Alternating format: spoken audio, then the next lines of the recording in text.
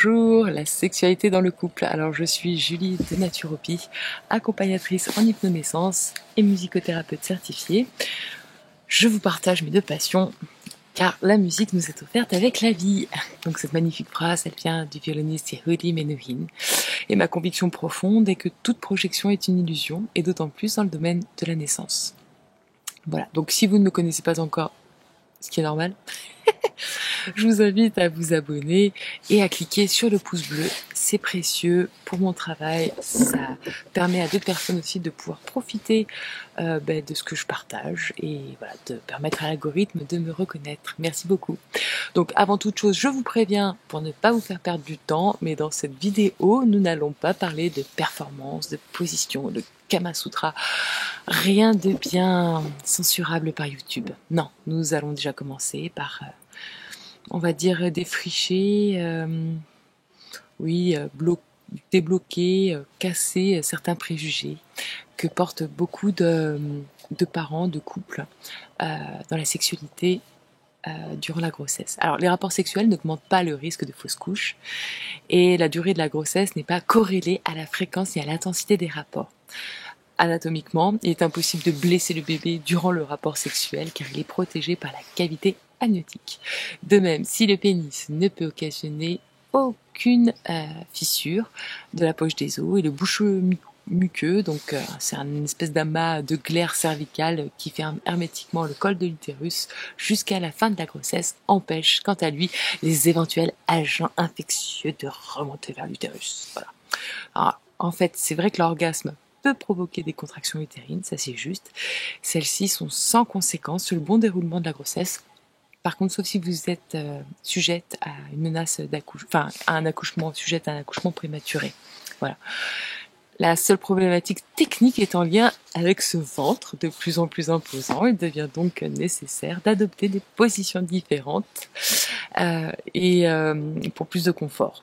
Il arrive aussi que durant la grossesse, vous puissiez vivre une sécheresse vaginale parce que c'est hormonal. Donc dans ce cas-là, il est conseillé d'utiliser un lubrifiant sans colorant ni parfum à base d'eau. Voilà. Donc il y a seulement dans quelques situations que les rapports sexuels avec pénétration peuvent être contre-indiqués. Donc en cas de menace d'accouchement prématuré, diagnostiqué par le médecin et la sage-femme, étant donné que l'orgasme peut provoquer des contractions, en cas de placenta praevia, en cas de saignement, là il est nécessaire de consulter, en cas de fissure de la poche des os, là parce qu'il existe un risque d'infection, en cas de poussée d'herpès ou si la future maman ou le papa sont porteurs d'un herpès génital, là le port du préservatif est conseillé, surtout au 3e trimestre. Voilà. Donc en fait, la libido aussi fluctue tant pour la femme que pour l'homme. D'ailleurs, messieurs, vous pourriez être pris de couvettes. Donc c'est un symptôme qui en fait en lien avec la baisse de la testostérone. Et de plus, vous les hommes, vous pouvez aussi produire soudainement de la prolactine, et oui, comme nous les femmes, une hormone importante pendant la grossesse et l'allaitement, et donc voilà, ça a une influence sur votre libido. Voilà. Vous êtes de plus en plus d'hommes à vivre cela. La libido fluctue aussi au gré de votre état psychique, de la façon dont vous appréhendez les changements de votre corps. En gros, si tu te sens épanoui, tu y aura une véritable désinhibition durant ta grossesse. Et au contraire, si tu as du mal à accepter ton corps, tes changements physiques ou ton rôle, ta place de femme, de mère, de femme portant la vie, d'amante, là, ça risque d'être assez complexe. Donc, très tôt durant la grossesse, certaines femmes aussi ressentent le besoin de se centrer sur leur bébé. Et puis le papa du désir aussi, le désir du papa évolue aussi.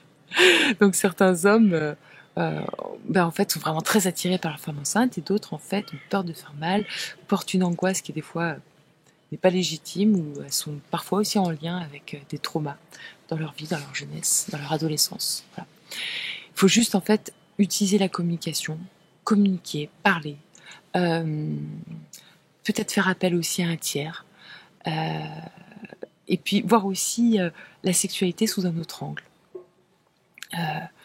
Et voilà, on peut être curieux, on peut être créatif. Par exemple, je pense au slow sex, ou d'autres techniques, parce que là on met bien non, mais c'est vraiment basé sur le tantra, et le tantra, attention, pas le tantra genre waouh, la flamme et tout, non, c'est une histoire de respiration, on n'est pas obligé d'avoir de la pénétration aussi dans la sexualité, on peut vivre la jouissance d'une toute autre manière, et c'est aussi très intéressant.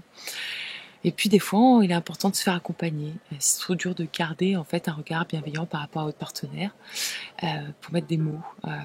Car entre ce que je pense, ce que je veux dire, ce que je crois dire, ce que je dis, ce que vous avez envie d'entendre, ce que vous croyez entendre, ce que vous entendez, ce que vous avez envie de comprendre, ce que vous croyez comprendre, et ce que vous comprenez, ça fait pas mal d'obstacles pour communiquer en fait. Voilà.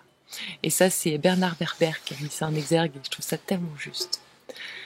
Et voilà, je reviens sur le fait qu'on peut le vivre de plein de manières différentes, cette sexualité, et puis que c'est un passage. Et puis de toute façon, la sexualité après un enfant, elle change, clairement. Elle change, elle évolue.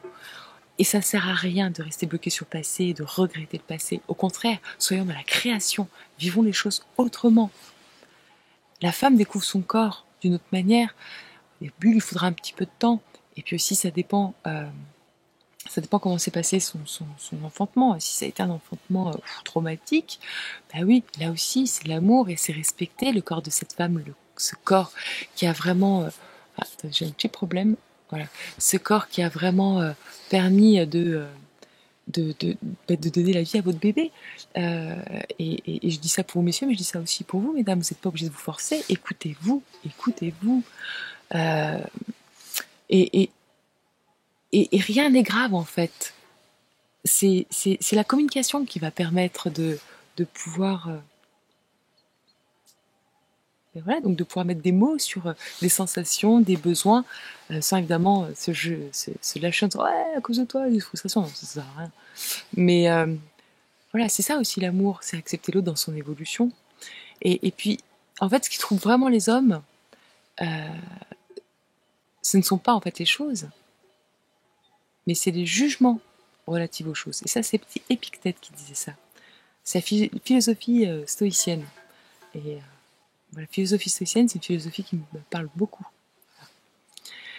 Donc voilà, la sexualité, elle évolue.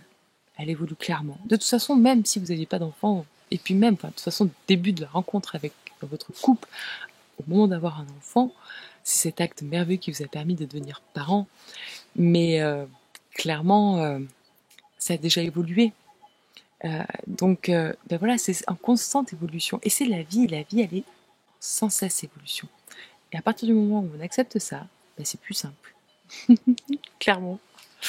Voilà, donc cette capsule, elle a pour objectif de vous déculpabiliser par rapport à cette sexualité mouvante, parfois en berne, parfois exaltée,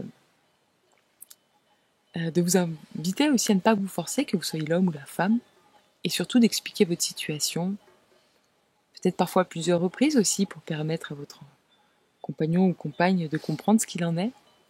Et puis, ça serait chouette si vous pouviez, sur quelques lignes, partager votre expérience sur ce sujet de manière totalement anonyme pour inspirer les autres.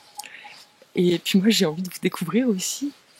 Et puis aussi de vous abonner pour l'algorithme et aussi de liker sur les petits pouces bleus multicolores.